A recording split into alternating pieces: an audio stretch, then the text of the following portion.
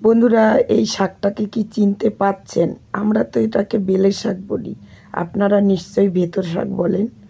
তো যাই বলি, বেলে শাক ভেতর শাক একই না, শাক জিনিসটা একই, নাম আলাদা হতে পারে। তো এই শাকটা দিয়ে আমি আজকে ঘন্ট করব, সেটা আবার শোল মাছের মাথা দিয়ে। তো চলুন দেখি। তেলের মধ্যে আমি তেজপাতা ফোড়ন দিলাম আর রাঁধুনি ফোড়ন দিয়েছি। শাকের মধ্যে সবসময় রাঁধুনি ফোড়ন দিতে হয়। তো ফোড়ন দিয়ে তারপরে আমি একটু নুন দিয়েছি আর সামান্য একটু হলুদ। হলুদ যতটা কম দেবেন পারবেন, শাকে হলুদ দিলে টেস্ট থাকে না। তারপরে ঢাকা দিয়ে দিলাম। তারপরে এতে আমি একটু কাঁচা জিরের গুঁড়ো দিয়েছি। দেওয়ার পরে মাছটা দিয়ে দিলাম। এবার লঙ্কা বেটে দিয়েছি। লঙ্কা বাটার পরে চালের গুঁড়ো আমি বেশ গুলে নিয়েছি।